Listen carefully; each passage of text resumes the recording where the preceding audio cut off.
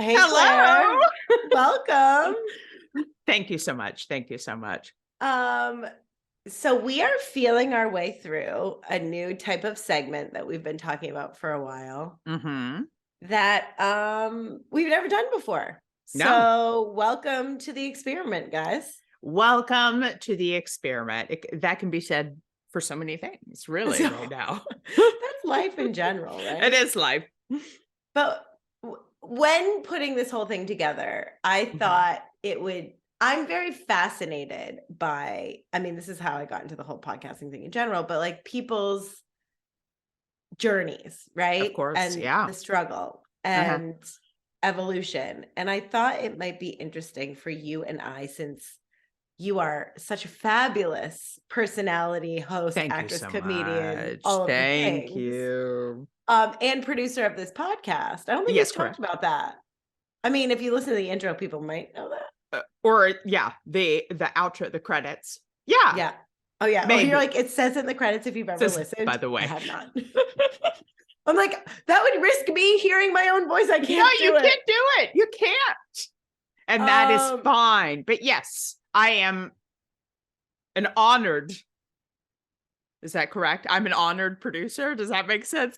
I am honored to be the producer of this Yeah, that podcast. makes more sense. That makes more sense. But so when we were talking about just the concept in general, I think I'm like sweaty. I feel like upper lip. Girl. Well, First, I have a fever blister that's still healing. Listen, I'm trying to normalize fever blisters in the most like subtle hidden way. Like, guys, it's sexy. It's sexy. It's so sexy, isn't it? Ooh. But I was talking about how it would be interesting and cool to do episodes talking about, like, I don't know, conceptual stuff around the work and right, like what's the framework of what we're doing here at Healthy by Lianna, and also just following everyone's journey. And I think that you are such a wonderful human. And you do you give so much, and as a reflector, right? This is your work. Yeah. But in the other episodes, which are so great to hear from your guests, we don't get to hear much from you. So I feel like this is a good, hopefully we can, find a good balance of you gabbing about what's going on or what you're thinking about recently. And then, because I am who I am, I'm happy to share too. So, so that's us, Well, I think it's interesting. And like what I like about podcasts is sort of like, I was such a My Favorite Murder person for a long time until I realized, I was like, oh, this is another way where I am addicted to anxiety. Let's listen to murder. Right. But my favorite part was just them gabbing in the beginning and like hearing what was going on with their lives and all of that. It's just connection. Yeah. Yeah. And, you sort of develop relationships with people. Yeah. So this is us having a relationship with you guys. That's what we're doing. We're all in a relationship. We are holding hands, singing Kumbaya, and I love it. I couldn't be more thrilled. So besides the fever blister, well, you actually, I mean, the cool thing about your trajectory, and I've been very blessed to know you and have worked with you for years now in different capacities. And I didn't know you that well until we started working together. Yeah. Like health coaching. Like I knew you from New York. Exactly. But yeah, it's been pretty amazing to watch where you started to where you are now. Agreed. I mean, even in the last year, holy shit. It's been I mean, it's been you can swear. You can the swear. I know, I'm such a cusser. Yeah, such a year, but such a huge last 2 years. But I feel like 2 years ago, and we talked about this in my episode, like just coming from such a pit of despair. So it's like you helped me crawl out of that. And then this last year, it's been like, hold up. What's going on? Who is this? What's happening? So, yeah. So where are you feeling like, what are you working on right now? Like, where are you personally? What's going on? So personally, I feel like I have been really evaluating how I show up in my life. Right? Because I've been existing and surviving. Yeah. For the last few years. Which is so relatable. All of us have. Yeah. And so I realized that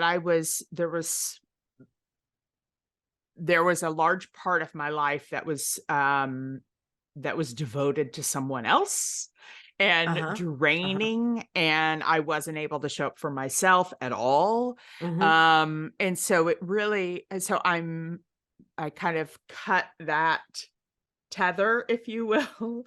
And I have been really trying to honor myself and know that I truly believe that I'm here to help bring joy and connection with people, with and humans. You are very good at that. You are very good at that. I do feel, and it's hard sometimes to remember that is just as valuable as not as like boots on the ground sometimes, like it's, but that's what art and entertainment is. So I feel like that's what I have to lean into. So what I'm currently working on is all of those other blocks that have stopped me from moving forward in my life and career. And that includes, like, I've always been a horrible communicator in terms of, like, not actual communication, but in terms of texting back and calling and stuff like that. And so there's a major block in that. And that's just an example of a larger issue where I'm just isolating myself and keeping myself hidden. So that's what I'm really working on right now, is like the why of that. And also we talked about this the other day, and I kind of discovered that that I also have not wanted to be a healthy person. Right. No, you're like, ugh, which is hilarious, because you were the first person to ever sign up for any group. And you're like, but I loathe health. But I loathe it. Do not give me a vegetable. No. I cannot be that person who exercises and eats well. What a bore. So I'm also trying to figure out, okay, or at least not figure that out, just like change that narrative, of like, why the fuck? You don't have to be cool, girl. That's funny that's where you're right. Well, I had a hard transition, I think, because I was forced into it, right? Because I was so sick. Right. And like, I had such, like, forever, like high school, college, in my early 20s, like I was fun. Fun girl. At the party. I was a bartender. I did absolutely fun. I'm the fun one that you call. Like, let's get nuts. And then I was like, wait, what? I'm becoming a health coach. I'm like, this is really kind of identity crisis. Yeah. So I see that where then all of a sudden I was like, I can't have that. No, I'm not drinking. No, I'm going to bed. No. Although it's been, talk about a really interesting life transition moment. She's back. Yes. Elizabeth, she's back. Yeah. Right. And I'm like, this is really interesting, because I feel like spring break, Lianna is back. Yeah. And I was like, what a weird time of your life to regress in this way. Well, it's not the same, like, cool girl, but it is the enjoyment of life's pleasures, aka wine and tequila. Yes. And like, yes, all the fun things, staying out late and going dancing, which, not that I didn't do. I mean, I lived in New York for a long time. Yeah. But it's funny. I feel like the older you get too, and the more like this kind of self-development work you do, it's like the beautiful thing. And I watch it, and people say this all the time, right? It's like, you become, it's a remembering of who you are, right? Like, there's always that narrative with a lot. Well, I think we get it from the media. We get it from all over the place, especially as women. You're broken. You're not good enough. You need to buy this to fix this. Well, look at all of these things you can spend money on. Oh, everything. You can spend so much money to be better, but guess what? You'll never be great. Okay? No, of course not. No one's making money on your greatness. No. So it's interesting. And like, truly, the further down this path I get, the more you realize it's like, oh, no, you were great the whole time. Like you've always been this great person. You've just forgotten and gotten distracted. So like the more I've done work and helped others, it's like you're just stripping away all of these external layers and finding who you are at your core. And then having the confidence to listen and trust that and be that. So do you feel like your spring break Lianna is you at your core? I think so, honestly.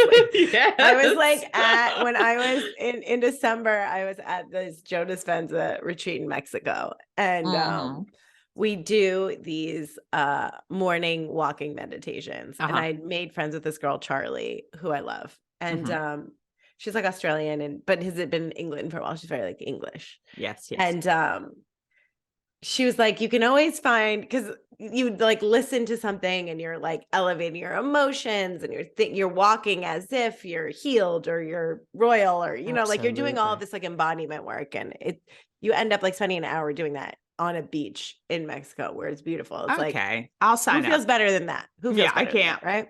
I can't. And then so at the end, you're feeling really good. So I would always, because you're on your little, you have your phone and everyone's downloaded these meditations. So then I'd always put on like really fun music and then dance around on the beach. And she's like, I love that. She's like, I can always find you because I'll just look around and it's like, oh, who's on spring break? There's Lianna. That's so funny. It's like everyone's a zombie at that point. Right. But I'm like, what? I'm like dancing to Robin. Of course. In my own at like 8 a.m. on the beach in my bikini, being like, this is it. Like, what's better than that? Heaven. But it is funny because I mean, you and I have talked about this a lot lately. And I had sort of a big aha moment last week together. Yeah. Because poor Claire, I hired Claire to help me with marketing last fall because she's got a background in it. And she had recommended some like, we were talking about like more visuals and PowerPoint stuff for the group. She was like giving me good feedback out of the kindness of her heart. Yes. And I was like, oh, wait, it might be nice to like have this all the time. And so here I am hiring her to do marketing, and then it turns into podcasting, which is also an expertise of yours. But then little did she know it was going to be like part-time therapy. Therapy too. Which, girl, you've been my therapist too for the last. So, I mean, you're more qualified than I am. Unless if you put in the 10,000 hours, then you've done it, which is me. I mean, I put in 10,000 hours of therapy. You are that kind of friend. You are the friend that people go to, right? But I can at least be a sounding board. No, you hold space very beautifully, which, I think a lot of actors do, right? We had to learn how to listen. So it's like you can be very empathetic, and I appreciate it a lot. And I tricked you. But it's been interesting because I was having somewhat of an identity crisis getting here, because for the first time in like 20 years, honestly, I'm like feeling a lot less what I was perceiving as motivated. And it started to like freak me out because it was like, wait a minute. For as long as I can remember, like in college, post-college, well, like end of college, I guess probably not in college. We were still like authentically spring break, Lianna. Right, totally. College. But it was like running towards a goal as fast as you can. And then you live in New York for as long as you do. And like everyone's doing that. And you sort of like embody it. You don't even realize how much you've like absorbed, especially as someone who's like spongy and absorbent as I am. How much you absorb that. And it's so achievement oriented. And I don't know, I was always very ambitious, but I feel like you almost get wrapped up into it further. Oh, absolutely. Right. Well, because it's almost a requirement. Yeah. Because it's so hard to be there. Yeah. I mean, now I feel like New York's having an identity crisis. But prior to the pandemic, it was, if you weren't hustling and doing 800 things, it was like, but why are you here then? Exactly. Right. Yeah. It's part of the culture. But it was so interesting because I was here and I was like feeling like slowing down, which I think, we all slowed down during the pandemic. A lot. Yeah. So it's like, but then I, moved into London and was, going for it again to, not to the degree I was in New York, but I was working a lot and just doing all these things. And it's been funny because for the first time in my life, in my adult life, there's like this pull towards chilling out a little bit. Yeah. And it scared the shit out of me. You saw it. I was like freaking absolutely. out. Yeah. And then it was so funny because last week I was like, wait a minute. Mm-hmm. I think that I've been, for the past 5 years, roughly, been working towards this. Yeah. And then I got this it. like present enjoyment. Right. Where it's like being out of like, not that I'm not in a relatively big city, but like the pace is different. It's very, very different. The people here have different values around work and life and play. And, it's easier to slow down. And the New Yorker in me, it like freaked me out. Like my nervous system's like, wait, we're just like chilling and like what's happening? And obviously like that's a little scary as an entrepreneur. Cause I'm like, wait, I'm driving the bus here. Right. So if I stop driving, like we're going to crash. What's happening? What are we? Yes. We won't be entrepreneuring anything. Cause that's a word. It is. I believe it is. So it's been really interesting. And I see this a lot with people. And I've noticed this a lot in my own journey too, because as you grow, you start to see these parts of your personality. And, I talk about this a lot with like emotional addiction, where it's like we come out of childhood. No one's unscathed, right? No. We all have these parts of our personality that were created to survive. Right. And because we were praised for them and whatever. And at a certain point, you're like, ooh, that's not quite working anymore. Yeah. Like that's not. It's also like not my shit a lot of times. Right. Like a lot of it is just inherited or just it's picked up from our parents being a certain way from their trauma or whatever. So then we're surviving and it's a reactionary. Yeah. Does that make sense? Yeah. Yeah, absolutely. Or societal. Cultural. Right? Yeah, absolutely. Or, your peers, right? All of your peers being a certain way. And when, people come to me and things aren't working, like there is always a component of that is essentially your personality, but your belief systems, right? It's how you either talk to yourself, what you believe about yourself, what you believe about your life. And if you want things to fundamentally change for the better, including your health, like you have to change some of that stuff at the core level. Yeah. And that was a really interesting pill for me to swallow when I was sick, because I was really sick and I made all these physical changes like diet and sleep and meditation and things like that. And I got better, but not all the way. And it wasn't until I got really into meditation. And again, I guess I'm like really pushing Joe Dispenza today, but that work where I realized that it was my nervous system and my addiction to hustle. And I remember the first retreat I went to of his, there was this girl who was around, she's in her 30s. She got on stage. She was diagnosed with Parkinson's in her early 30s, which is rare. Yeah. And she started talking about, she was having mobility issues, like a lot of things were going wrong. And she started talking about how hard she was on herself and how she was a perfectionist. Yeah. And they're now like, I know Gabor Mate talks about this a little bit too. Like there's correlation around like autoimmune and women and like how hard you are on yourself and how you talk to yourself. And it was this really interesting light bulb moment of like, whoa, how I fundamentally treat myself internally and my drive and how much pressure I put on myself and, how critical of myself. Not only was it the gluten that wasn't doing, staying up late, but it's like this stuff also is maybe more toxic. Yeah.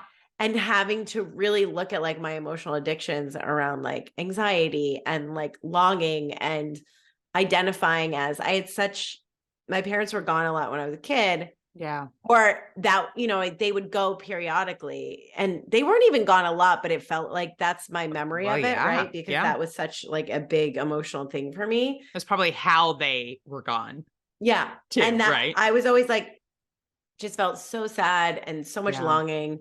And like, that was something that was sort of like inherently woven in the thread of who I was. Yeah. So in the last few years where I've like really taken a deep look into, whoa, if I'm that hard on myself, like my body responds, right? Of If I put that course. much Yeah. pressure on myself, like it raises my stress levels, stress exacerbates, my what I'm genetically predisposed to in terms Right. of autoimmune stuff. And I have symptoms if I'm not careful. So it's just like interesting to untangle that. But the weirdest part is you start to feel more peaceful, happier, nicer. You're less scared all the time, less worried. And that's terrifying. It's terrifying because here's the thing. That is not, we were never told that that was a good thing to be. In terms to be of happy, to not be struggling, to not be always striving for more, to always. The thing was, you're always striving for, you have to strive for more because that's when you're happy, right? Because that's when you're happy. You're not going to be happy yet. Like, you're not going to be happy now. Like, There's you don't have the yacht and the second mansion. Right. But even then, still, I mean, money won't buy you happiness. Money won't buy you happiness, but also like always strive to get more money. Okay. Yeah. So do both of those. Yeah. It reminds me, talking about your, like, discussing how you talk to yourself and the reaction that your body has. It makes me think of that lovely, I'm sure there's multiple versions, the experiment of talking to plants. In two different ways, right? Yeah. It was like the ones that were more positive, like the plants thrived, and those that were speaking negatively to plants, they were like barely surviving. Yeah. Yeah. So how could, I mean, I would like to think that our emotions are more complex than plants. But turns out no. But they're not. Turns out no. Well, right? It is interesting, like, how much the narrative controls the behavior, the choices. Right. And like, that's the core of like the stuff you have to start looking at if you fundamentally want to make big shifts. Yeah. Like you said, like, I don't want to be a healthy person. That's fucking lame. Yeah. And your body's like, cool, we won't. You want a fever blister? Let's do it. You want some fatigue? Great. You want to break your ankle? Let's do it. Absolutely. The other thing that goes hand in hand is you're not lovable if you're fat. So let's just stay fat. Because what would it be like for someone to love you? Exactly. Ooh. And what would that require of you? Yep. And then that's like intimacy. And maybe there's something there that we don't love. No, obviously for years until I've become more comfortable with being queer. Right. We know those very much, but even it's interesting because it's still an like it's still very wrapped up right now. And talk more about that. Well, I mean, obviously, as we know, food is like, as with everyone, but I mean, like you said, when we were talking, everyone has a food issue. It's just whatever it is. Yeah. But yeah, I think it's like I'm becoming more and more comfortable and proud and happy and excited to talk about my queerness, but I have not been intimate. I'm not excited about, like, dating still sucks. That doesn't change, and like, but I haven't, it's like I verbally made and emotionally made a shift, but I haven't done much about it. And I think I'm still I'm still using my weight as a buffer. Right. Protection. As a buffer. Yeah. Don't see me. And obviously you're not gonna, like, I'm not likable like this. I mean, right. No. Don't put that pressure on me. Because I also have such a difficult time with worth and sexuality, right? So it's like, interesting. All of my life, my worth was how hot and sexual I was to men. Yeah. I mean, as a woman, I couldn't understand that more. Right. So then now I'm like, but like that was what I was striving for. Now I don't care. And I'm also aging out of that bracket, right? Like where it's, same girl. It's like at a certain age, men are not looking at you, even if you are not interested in how they're looking at you. Right, exactly. And so, right. but it's a very interesting transition that I'm having right now. Cause it's like, wait, but my worth was that, which I didn't love and I was working on, but it's like, but I'm not seeking their approval, but yet that's a standard, but it's not. And then it's like, well, I don't know. It's crazy. Like it is it's all going around and I'm just, I also have like a major crush and I'm nervous to tell her because I'm also, I mean, there's lots of complicated things with it, but I'm also like, truly one of the biggest narratives I'm telling myself about it is that I don't think she'd find you attractive because you're fat. Oh. And like how many people, I just had a new client recently and, we were talking about, and she by no means is fat, right? And is perceived. And like, what does that even mean at this point? What does it mean? What I mean? Right. Like, and she was talking about like how she's, and this is so true for so many people, especially women, but like how many things she hasn't done because of this self-perception.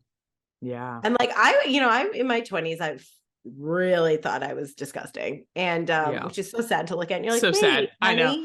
You were never going to be hotter than that. Why? What? I know. Ooh. And then it was so funny after I separated from my husband and like started dating again. I was telling someone this recently.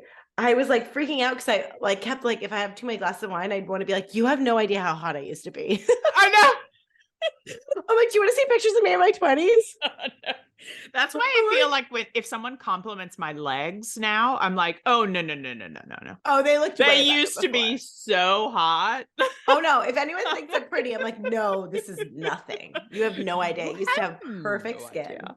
You have no idea. No, exactly. You have no idea. So sad. It's so sad. I know. It's so sad. But it's just crazy how much, well, and this is where it comes down to with everyone, like 99.9% of the problems are because of us. 99.9999999. I mean, that's what I just made up. Right. Just so you know, guys, if we ever throw numbers out there, this is rough. It's not a numbers crowd. We're doing rough estimation. It's a rough estimation. And maybe we've heard the statistic and maybe we're telling it a little bit different than what it actually was. So, we're storytellers at the end of the day. Yes, absolutely. Absolutely. But no, the majority. And again, I've been in the space for like 10 plus years now. Yeah. So much of it is just us. Yeah. So much of it is us. It all is, for sure. I think, now I'm halfway in my own brain and halfway present. And the part that's all the still time in my brain, in this moment. In this moment. Okay. I'm like halfway a co-host, producer, and halfway like, what's going on, Claire? You know what I mean? So, but talking about the weight and talking about the issues that I'm dealing with in general, I think it's coming down to the visibility, right? So both intimacy and in my career. Yeah. Right. And so not only do I hide in my apartment and not communicate with anyone, but I also work diligently to add inches to my waist and hips. Like, don't see me. Which is so counterintuitive to my behavior anywhere I go. But that's a huge part of it. I know. And it's just so interesting that you've chosen the career that you've chosen. It's like I thrive. I'm at my happiest when I'm being seen. But please don't look at me. But I'll let you know when you look at me. Yeah, I get to be in charge. That's not what we all want. Yeah. To be seen, to be loved, to be understood. Seen. But No one actually, well, it's what they say, like vulnerability is the first thing we hide. But as humans, it is the first thing we look for in others to connect. So like we're all going around acting like we're cool and everything's fine, when really like everyone's just desperate for love and connection. Know, right? And like the more vulnerable you are, the more people feel connected to you. Yeah. Yeah. It's fascinating. It is. It is. Yeah. What am I? Well, go ahead.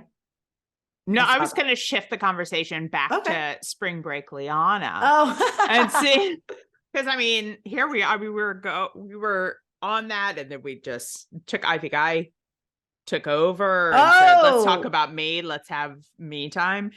But I want to talk about you a little bit more. So in going back to, like, you've been striving for 5 years to be in this place where you are, and you're having such a difficult time accepting that. Yes. And also realizing, what does that mean as a human, but also as an entrepreneur, and as a coach and all of that. How are those struggles going? I mean, when I had that realization recently that I was like, oh, this is what I've been trying to attain. Yeah. And it's terrifying. Well, it's the trust muscle that I always talk about, right? Like at the core of what we're doing here, like, and I don't know, I'm just making it up as I go along, of course, right? Where of course. all of this has come together from my personal experience, right? Like I was so sick, physical, mental, all the things, a lot of things that a lot of people suffer with, and like cobbled together a healing modality through my life. Right. That has been effective and helpful for other people. And I'm at the point where the more I realize what people at the core are suffering from, like, yes, they're making choices maybe that aren't great physically. They don't understand their bodies. They're feeling crappy. They're exhausted, whatever. But it's like a true disconnection from themselves, right? Yeah. We're like, we're all so busy. We're not taught to honor ourselves. We're all going outside of ourselves for everything, right? No one's, and at the core, you're the only one who actually knows what you need to be healthy, to be happy, for your life trajectory to be correct for you. And so many of us outsource all of that stuff and then wonder why we're not happy, or we're not healthy, or we're not connected, or both. Yeah. And so much of this work is like stripping away all of I think, like, again, I'm going to put percentages out there, which is ridiculous, but a very small percent of people come to me with real, actual, like, everyone, like, maybe can have a better understanding of food and what they can put in their bodies and how to optimize their physical health. Yeah. But that's always in service of something greater. Like, we've been doing all of these bad habits, or we've developed them rather as coping mechanisms to deal with life. Yeah. So people come to me and it's like, well, I want to lose weight, or I want to feel better, or my gut, or my fatigue, or whatever. And it's like, okay, we're doing all this stuff because we're avoiding, or we are numbing out, or we want this other thing. We don't. And we strip all that away, and then you get down to like, I'm not happy, or I really want this other thing, or I'm really lonely, or whatever that is. Right. And then it's like, well, how do we trust that this is the right thing? And the further down your own personal rabbit hole of like listening to yourself and your intuition and like honoring your true life path, the weirder it ends up getting. Yeah. You know what I mean? Like the more unique and specific to you, and the more, and that freaks everyone out, including me, where it was like, I've gotten to this point where, and I see this a lot, and I think and my work is evolving such that now I'm attracting these people, right? Right. Where, okay, I've done the cookie cutter life thing. I committed to the career. Like for me, for example, it's like, okay, I got the husband that I wanted on paper, who's like perfect in all the ways and wonderful, and still is wonderful guy. Love you, Mike. For sure. And I had the career that I decided I wanted at like 20. For and sure. I did all of that, and we did all the things. And then, in my mid 30s, I was like, yeah, all the things that I was taught to want and then I saw other people I'm doing, and like, this isn't right. So then it's like, you're taking out like a blank canvas. Right. And there's nothing scarier than that.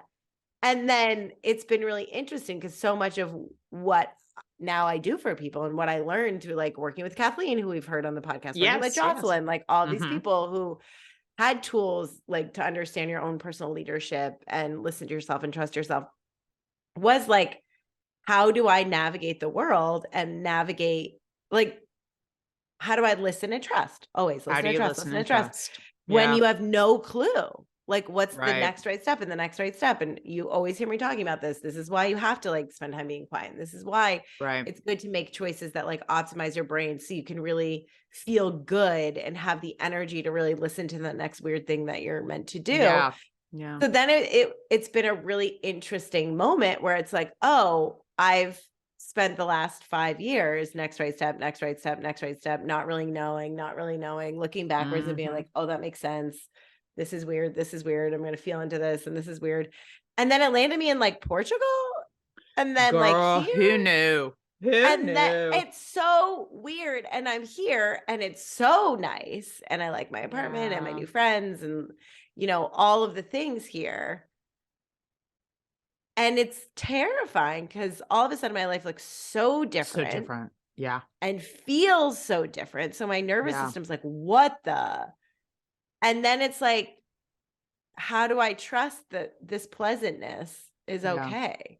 When all I've done is memorize the struggle and the hustle and survival. And then it was like this really weird moment too, where like, I've, you know, I got into this because I was bulimic and I was so mean to myself and so full of self-doubt and self-loathing. Yeah. And like food and weight and how I looked and how not feeling good enough consumed my life. So that's like all I thought about. Like it was awful.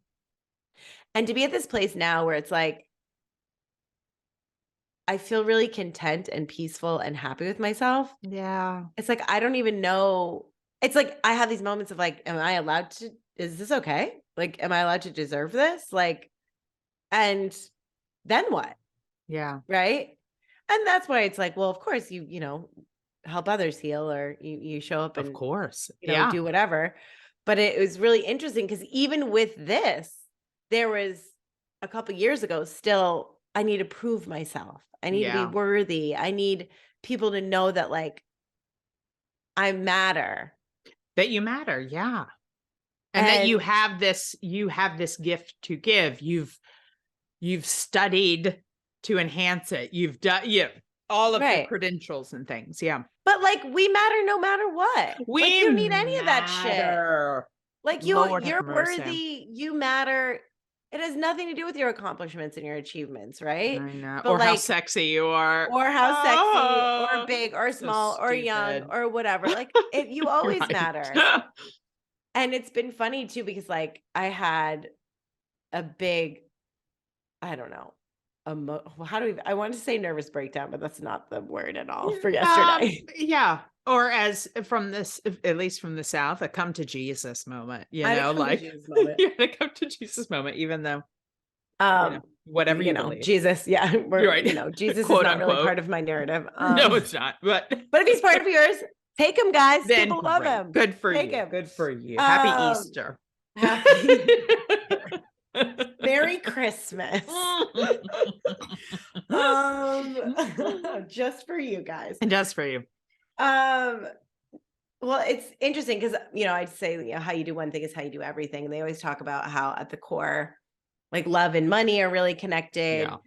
But like, and again, you hear me say this too, is like, I truly believe there's only one step at a time revealed. And what you need to do, what you're coming up against, whether that's your health, whether that's, you know, career stuff, whether that's, you know, your relationship to yourself or romantic relationship or friend, wherever you're being presented with a quote unquote problem or a situation that you need to work through or work on. Like, I always think people get so stressed out, right? Because it's like, well, I'm supposed to be building my business or I'm supposed to be losing weight. And there's this other thing. It's like, no, you're being presented with this situation because this is the thing that's going to allow you to heal. Yeah. And whatever's going to allow you to heal is going to elevate and support every other area of your life. Mm-hmm. And again, that's an interesting thing to trust and let go of too, where it's like, hard. no, I need to be working really hard over here and really hard over there. And it's like, no, well, also because we're that good at that. No, and we're also supposed to have our 5-year plan at the least. Right. Gosh. And at the core, I truly believe that no one actually knows what's good for them. No one fucking knows. It's like, continue to think about things that you'd like and how you'd like to feel, and then take one step at a time, and don't hold on too tightly to any of that. Right. No. So it's been very interesting because for me, the biggest, it's so weird. And I guess it's very correlated to, you know, I hadn't really leaned into my business until like as full as I have until the past couple of years, but I've had it for almost like 8 years, but it was like a part-time thing, and I taught and all this stuff. Right. And then like, I really didn't lean into like, ooh, I guess I'm an entrepreneur until like, you know, I guess 3-ish years ago. Yeah. 3, 4 in that vicinity. And, you know, it is funny, right? It's like, I don't know. I think all of us, especially if you have a really small business, you're just like feeling things out. Right. And trying stuff. And I, the beginning of the fall, I ended up doing this, interview for this, like continued, like this other like training program, life coaching, whatever. Sure. Cause it's like, okay, when in doubt, like go to school more. Or, you know what I mean? Get more credentials, get more. And it was funny. I had this conversation with a woman, and I was like really resenting it. And like, I was like showing up in a really kind of funny way. And then she kind of like called me out a little bit, because I was being sort of like resistant and a little bit like, well, why do you have to do that? And what about this? And and I don't need that. And she started asking me questions about what I was doing, and, you know, like already. And she's like, what are you doing here? You don't need to do this. Like, stop. How funny. This is like a confidence issue. Like, this has nothing to do with you needing any more training or anywhere. You're like, you need to just go and trust yourself and put yourself out there. Like, stop it. And it was like, it was funny. It was like this, it ended up being this really beautiful phone call that was like incredibly empowering. Yeah. And this woman was also a coach, but she was supposed to be like bringing me in, and was right. But no, and you know, I appreciate it, because obviously this program had integrity, because this woman was like, you don't need any of this shit. Right. And so it's been a really interesting since then journey of further owning what my gifts, I guess, what I'm good at. And part of that has been a really interesting journey around having needs, which you and I have both been kind of mirroring each other with. For sure. You know, communicating how I feel, asking for things, especially in romantic and otherwise. Yeah, in all my relationships. This really interesting moment of feeling like I can have a voice. And like, this obviously has come out of that, right? But man, I had this moment yesterday where, you know, I was getting really upset about something. And anytime, guys, if you don't know, anytime you have a reaction to something that is, that, you know, if you have hopefully some level of consciousness or awareness around your behavior that is overreacting, right? You're like, I'm getting very upset. Larger than necessary. Typical reaction would be. So I watched myself do this. Yeah. And felt all the horrible feelings around my overreaction. And then leaned into it and was like, okay, because I have, you know, tools around this stuff now. So I was like, okay, instead of, you know, what we all want to do is like numb, avoid, lean away, distract from the bad feelings. My tendency now is to I was pissed. I was hurt, all the things. I want to blame. I want to blame. Yes. I want to make someone else, you know, it's their fault. Feel better. Yeah. And it was like, okay, clearly this is my issue. Yeah. And then of course it's very fun and funny and humbling, because I, you know, I help people for a living, and I've done all the things. Yeah. So whenever I'm like, oh, I'm toxic, you're like, oh gosh. Oh no, I'm supposed to be healed. Yeah. Right. Never gonna happen. No. But it was really interesting because, you know, I lean into it. And with a lot of these things, it's, you know, I have And I'm hoping, actually, I reached out to him, my favorite trauma healer who changed my life and helped me with this. I'm afraid to read the whole email. I asked him to be on the podcast and I'm too afraid. Should we look? Oh my gosh, let's look at it. Oh my God. But anyway, what I was going to say before we look at it is, instead of, if you have space, right? Instead of leaning away, when you find yourself upset, lean into it. And it's a very simple tool. He has you like really breathe into, because of course, like our instinct is always like, get away, distract, don't feel. Do the opposite. Counterintuitive, breathe it in, feel it, try to feel it harder, basically. Yeah. And then, there are tools around like when it is like distill it down to what is the essence of the emotion. And for me yesterday, it was really feeling not special. Yeah. Not prioritized. Right. Not safe. Not safe. Yeah. And it was like, okay. And I could, where can I go back in my life and find these feelings? And like really allowing your subconscious to like give you the answers. And I could just go back and back. And it was like early dating situation. And then like early childhood stuff around like communication and emotions and parents. Yeah. And then it's just so interesting because it's like, oh, this is not about anyone but me. I know. And like, this is my block. Yeah. And and it's so interesting to uncover that stuff because often just finding it and finding the root and then feeling the feelings. Huge part of it. Yeah. It alleviates a lot of that. Most of it. Because it's like, oh, how do I fix this? It's like, find it and feel it. Right. And you get lighter and lighter and lighter. Find it and feel it. Find it and feel it. And the more you can kind of do that on your own, the better your life gets, right? Because you're not as afraid to feel bad feelings. Right. And B, like, you realize like the cookie is not actually going to make me feel better. It's feeling the feelings. Like I had this dating. Feel good for a minute. Oh my God. And like, I definitely used to, sugar for sure when I was younger, but more alcohol, like emotionally regulate and avoid through alcohol. Yeah. And then it took me a long time to realize also through relationships, romantic relationships, it was like very easy for me to like have different kinds of relationships to allow me to like emotionally regulate and feel good and feel safe. And, I was outsourcing that for most of my life. Yeah. And I felt very proud of myself because I had this moment where last fall I was in this sort of like toxic situation dating. And I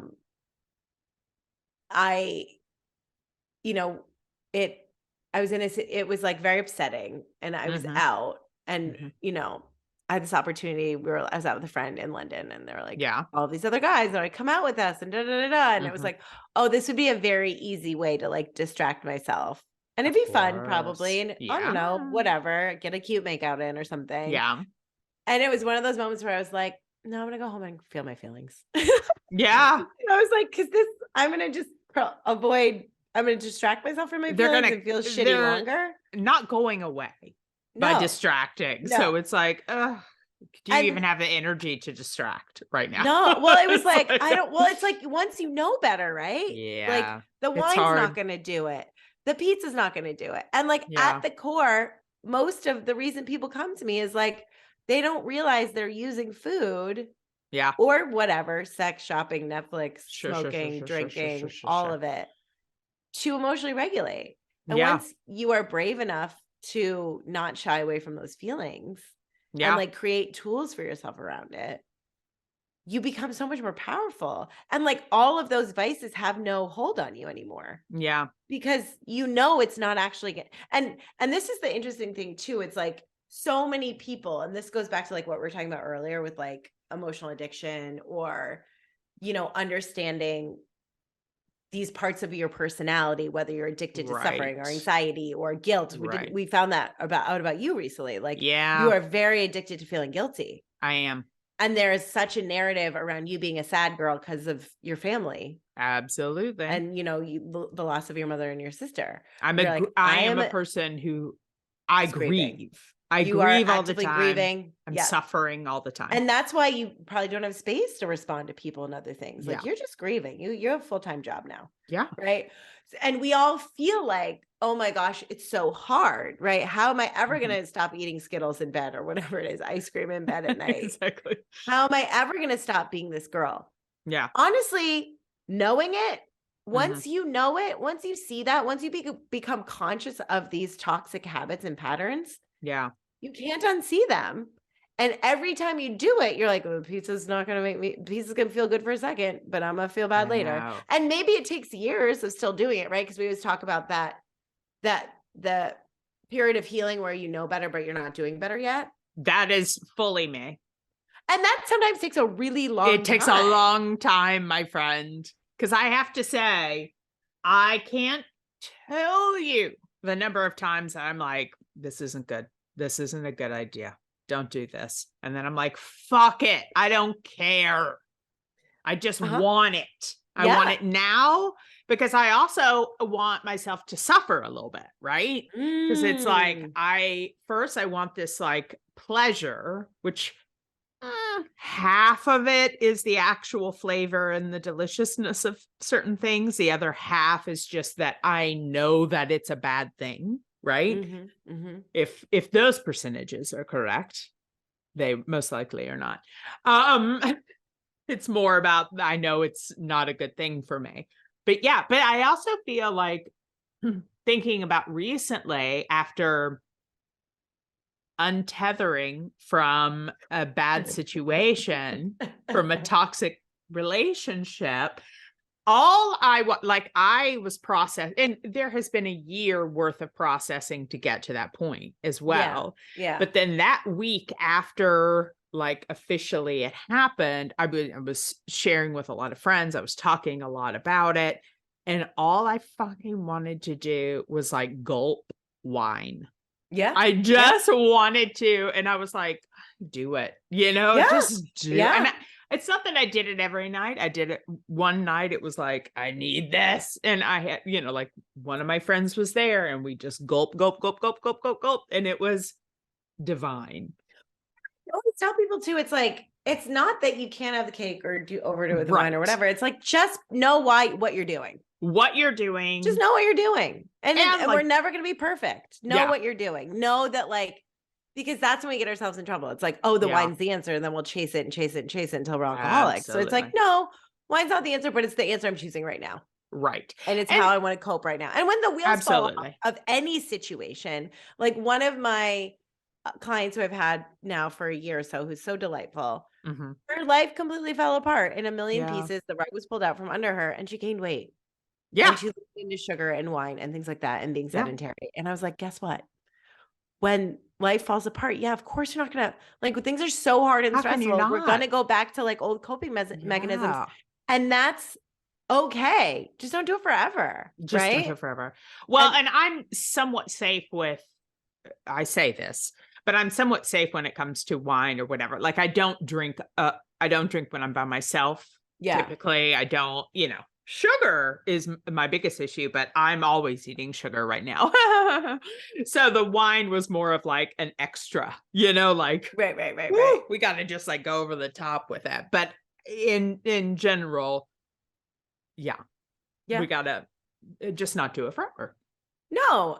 And it's not like, if you are consciously aware of these things, it's like, just don't make yourself wrong for it. Right. Because it's not that big of a deal. Even a year where you're a little bit more indulgent, you put on a little weight, like, that's not hard to fix once you start making better choices. And that's the whole thing too, is like, with all this work, it's like, what's one small step forward I can do to make myself feel a little bit better? And the better you feel, the better choices you make. And it just ends up snowballing in a good direction. Yeah. I'm resistant to the snowball recently. Well, you are and you aren't, though, because true.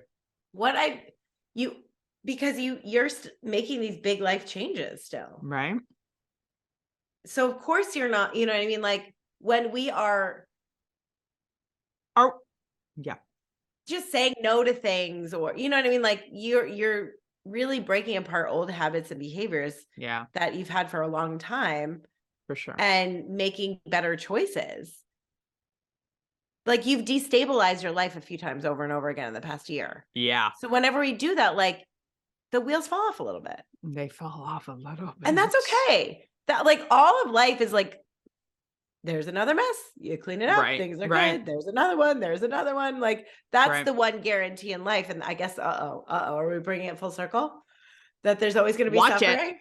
There's always going to be suffering. And we have a choice. And this is where the tools come in. How are you going to deal with it? Are you going to suffer through it? Are you dealing?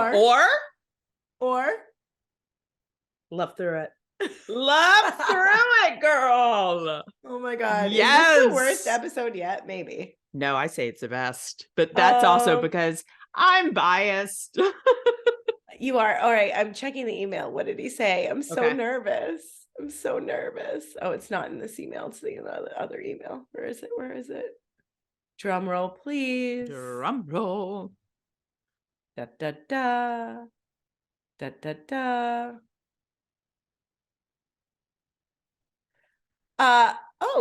Asking more. What would being a guest entail? Okay.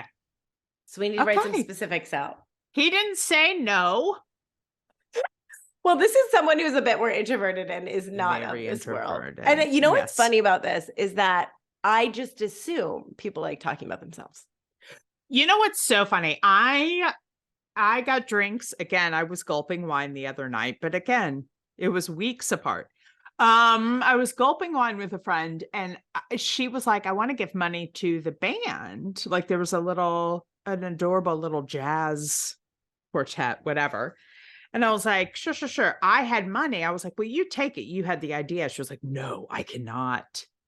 That's the worst idea to get up. And I was like, to go hand it to this? She's like, no, I don't want to be seen. And I was like, what? So then I went up and I couldn't find the thing. I was talking to the hostess about getting a jar or something for them to give tips. And when I went back to the table, she was like, literally, that's my worst nightmare. What just happened? You went up there, it wasn't there. You had to talk to her. And I was like, I don't understand. I'm like, I'll happily stand here and make a scene. It's not, which going back to my visibility issue, because it was when I chose. Of course, but it's funny because it's hard to remember that people aren't fully comfortable getting up and talking to whoever. And yeah. And then even further, one of my clients who I adore, who's had such a transformation through this process, who's an actress. Mm-hmm. I'm like, don't you I'd love to have you on. And she's like, this is my private thing. I don't really want to. Oh, I don't, I don't know. This feels like it's just for me and it's special. And I don't know if I want to talk about my healing journey. And I'm like, oh, right. Absolutely. That is a choice. That's a choice for you. That's probably a really healthy, smart choice. It is. But it's one of those things where I'm like, oh, I don't understand. You don't want to overshare very vulnerable, sometimes that's so weird, disgusting or off-putting things about yourself. That's and so weird. Sound like a full liability or an asshole. That's not, you don't. So strange. No, you're not convinced that everyone cares about the fact that at a certain point you were shitting blood for a number of years. Right? That's so weird. I don't get it. I don't get it. So confusing. So our lovely, the trauma healer is not so much about wanting to talk about himself. So we have to explain what it is. Right. Yeah. You will have to talk about, and we'll see if he's into it. Yes. What would be? Because I had mentioned to him because I also see him. I know. I literally, if you're close enough to me in my life and you're going through anything, I will refer you to Ching. Yes. I think here's the thing. You magical. Have, yes. First of all, he is magical. And also you have so many beautiful, which we're seeing on the podcast too. So many mentors and healers and people that you have met along the way and surrounded yourself with. Yeah. That of course you're going to share these wonderful people. Yeah. With those who could benefit. Right. Right. And thankfully you have, but I had mentioned to him once, because I think we were recording or something, and I was a minute late or whatever. And I said, sorry, I'm producing Lianna's podcast. And then he was like, and I said, there's room for you and others to come on. And he was like, okay, like didn't really reply. And then I was like, it's not my place to ask. So I just was like, and we're moving on and we're moving on. Yeah. But it's still like, I truly, if someone says to me, like, oh, you should be on the podcast, I'm like, absolutely, let's schedule right now. You want me to talk about me? Yes, I do. Favorite subject? Are you kidding? My very favorite. Well, I mean, I know I always laugh at like, there's a cross section of us that were actors that just probably didn't get enough attention as children. For sure, 100%. And some would say, like, I got a lot of attention.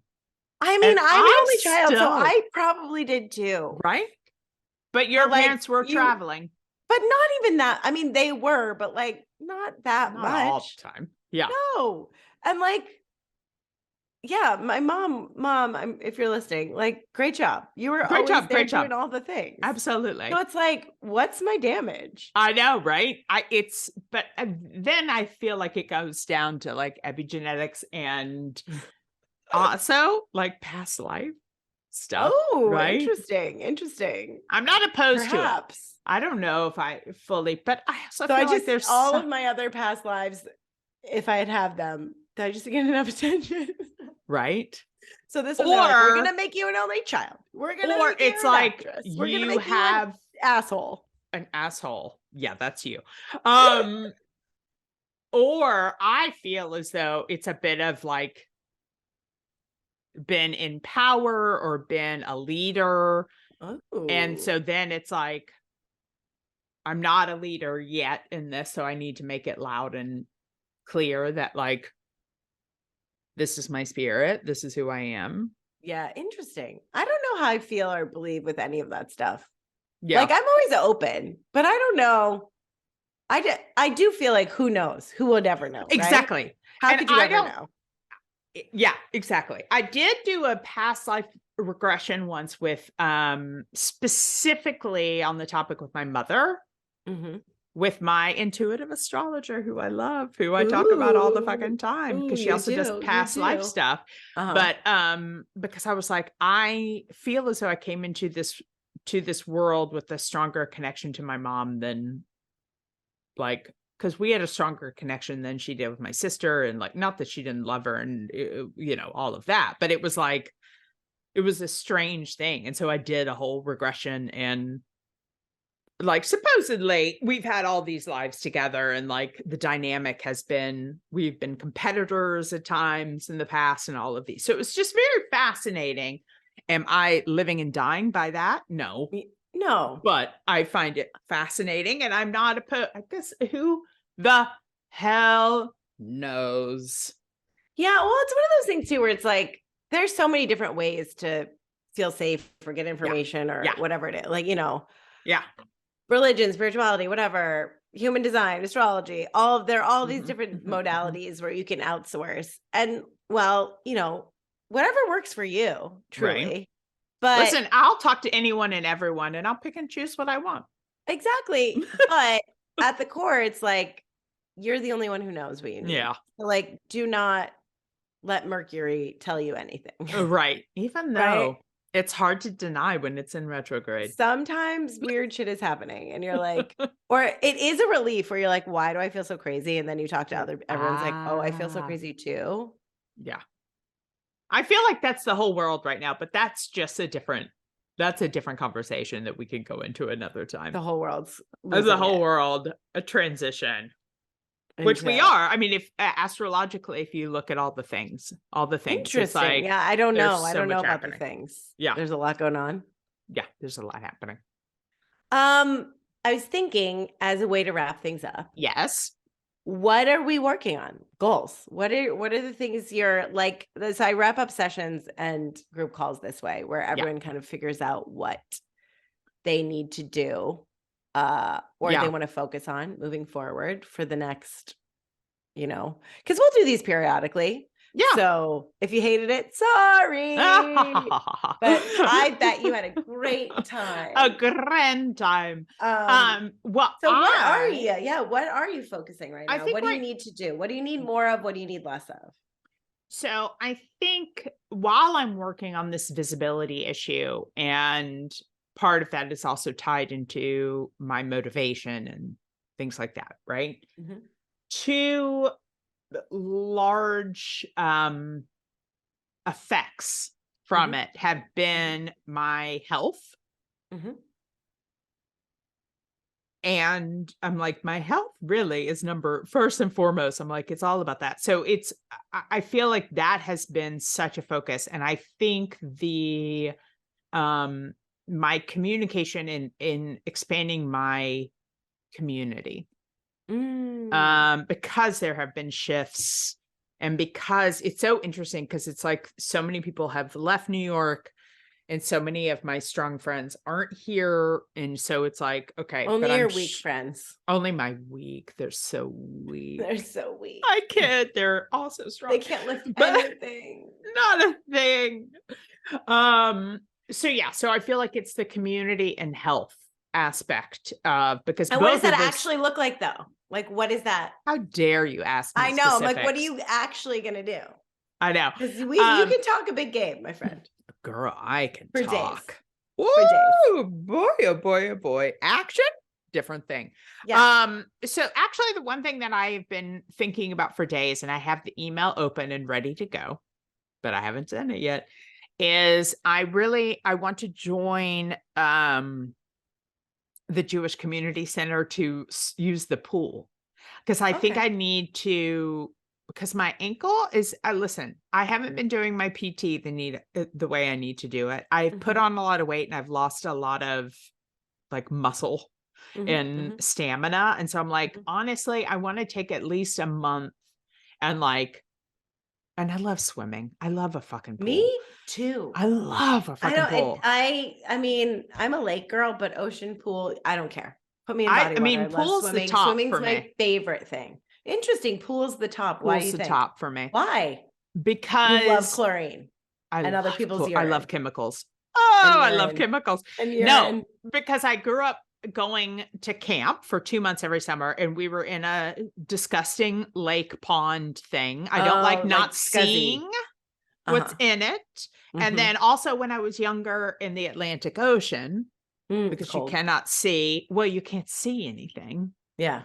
I was stung by a stingray. Oh. So I don't like when I can't see. I see.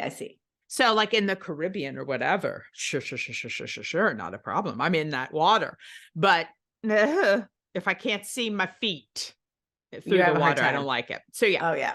So anyway, I really want to start I miss tennis, but I cannot play tennis right now because of my ankle is still not great because I haven't been doing all the things I need to do. So swimming is first and foremost, and then really looking at who in community wise, looking at what friendships I need to foster and to really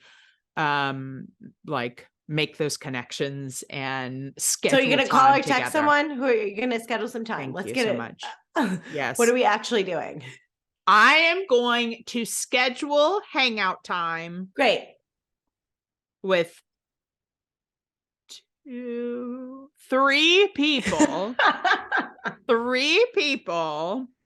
And I'm going to sign up I'm gonna go talk to them at the JCC to make sure that financially this makes sense. Well, it was very funny. I was like, when I heard Jewish, I was like, oh, what direction are we going? What's going on? No, but they just have a great, because there's so many, pools in New York. That's a hard thing to come by. It's a very hard thing to come by. Yeah. And so financially, there are some fancy gyms that have a pool, but not many. And so, but the JCC has one, and they do classes, and you can rent, for the hour. So I'm like, oh, that's nice. I think financially it's going to be the best bet for me. Well, folks, what we just witnessed Claire doing is what happens all the time, where I'm literally begging people to do things they like to do. Is that shocking? Did you you love swimming, I know how social, and you love people, and how hard was it for you? And I just want an example for all of you, right? It was so hard to commit to what that was. So much of my job is so funny. It's like pulling teeth to get people to do stuff they actually like doing. Yeah. It's so odd. So and weird. And the funny thing, guys, like the key to all of this, like the key to the secret to life, secret to health, secret to all of it. You heard it here. Mark it. Just start doing stuff that you enjoy. That's it. Why would we want to do that, Lianna? Right. Doesn't it, like, just slowly and steadily start to incorporate more things that you like doing into your life. You will have more energy. You will be happier. You'll be healthy. You'll be able to be present in your body. You will not be self-objectifying. You'll like forget about your butt or whatever it is that you hate and start having a great time. That's all it is. It's all it is. Man, it's so hard to get people to do that. It's so crazy. Damn hard. Okay, well then let's flip it back to you. What are you going to be doing? I'm continuing to, because it's only been a little bit over a week or so, actively, I guess, not make myself wrong for how I'm showing up right now. So wanting to panic or be hard on myself when I find these moments of like being disappointed in myself, I'm like really good at that. I love that. You know, I am a bit Asian. We're good at being hard on ourselves. Very good. I don't have any kids, so I gotta do it to myself. Yeah, just kidding. That was not a nice thing to say. And also, sure. There's always a little truth in a joke. A little bit. So really trying not to be as hard on myself. And I have, and this was an interesting thing, and I actually was quite proud of myself for not making myself wrong. I've let go of a lot of like my practices. Okay. In terms of like meditate, I used to meditate more and I used to do all these other things. Yeah. And like in this transitions, a lot of that's fallen away. Yeah. And meditation has slowly crept back in. Good. So just creating more space to sit down and be quiet so I can really hear and feel into what the next steps are. Absolutely. Continue to move and go to yoga as much as I can. Yes. And then, of course, prioritize sleep since I have become very European. Very spring break. But very spring break. So if you guys have never been on spring break, you don't sleep that much. You don't sleep that much. So this is like spring break / adult study abroad. Right. That's true. I didn't sleep. I had so much fun in Barcelona. We stayed out all the time. Was that your study abroad? That was my study abroad, my junior year of college.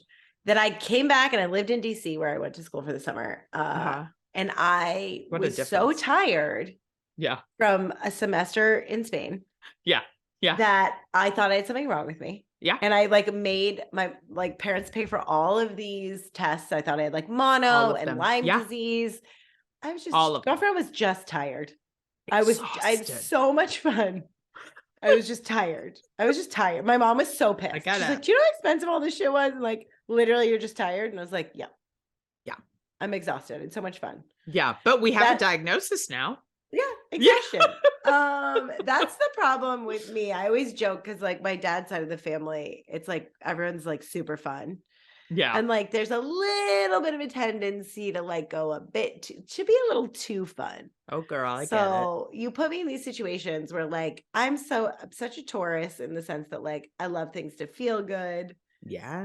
I'm like my natural essence is spring break. I'm like, let's just have all the fun, push all the buttons, try all the things, lean into all, dance on all the tables. Absolutely. Can I get you an airbrush t-shirt? Spring break Lianna. Only if it's got fringe on the bottom with beads. With beads. Yeah. Maybe I should get like a hair wrap or like get beads in my hair. Right. So this is I'm not just spring break Lianna. I'm like apparently like early 90s spring break. Well, specifically, we gotta lean into like our essence, and that's true. That's it. That's true. Girls just want to have fun. Girls just want to have fun. Just spray that on a t-shirt. Absolutely. Well, now that everyone has a super high opinion of me. Yeah. Stop. I have a higher opinion of you because you're honest about everything. Yeah, I know. Well, it was funny. Like we did this, I was doing something where I was working with some like business coach and they were like, ask your clients why they work with you, why they like working with you. Like go around and ask people, what's your thing? And one of the biggest things was like, you're very relatable. Yeah. You're like, you're kind of a mess. Like your wellness, but like, you know. But you get it. With I want to know that I'm hungover sometimes. Right. But I also want to know, like, you've struggled too, with like the same thing, if not something very similar. Yeah, no. Well, that's why I joke about the meeting. It's like, guys, I tried all the things. Yeah. I had all the things and all the things that women deal with. Yeah. And then I was like, you know what? Let's come back from that. Yeah. I love it. All right. You're going to hang out with your friends and go swimming. I'm going to meditate and go to sleep and be nice to myself. How amazing are those to-dos? And like, whoever's listening, you got to figure out what you're doing. Yeah. And like, please, I'm begging you to do some more stuff that makes you feel good and enjoy your life. Makes you feel connected to yourself. Like, the more you do in that department, the better you're going to feel. The better you're going to feel, and the better everyone around you is going to feel. Right? They're going to like your vibe. Like, who wants to hang out with the sad girls? I know. The sad, anxious, angry ones. Or no boys, or whoever, or boys. Whatever non-binary person that you are, whatever you really feel like at your core. Yeah. Let's not leave anyone out. No. When you're sad inside, not as fun. No one wants to be around the sad person. Honestly, like, how can you embrace your inner spring break?